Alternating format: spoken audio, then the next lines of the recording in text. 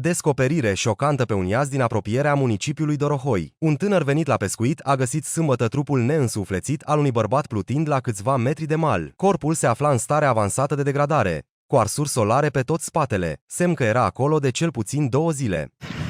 Era pe partea cealaltă de mal la pescuit și am văzut ceva pe mal în partea aia și am dat zoom cu telefonul, mi s-a părut că e un om.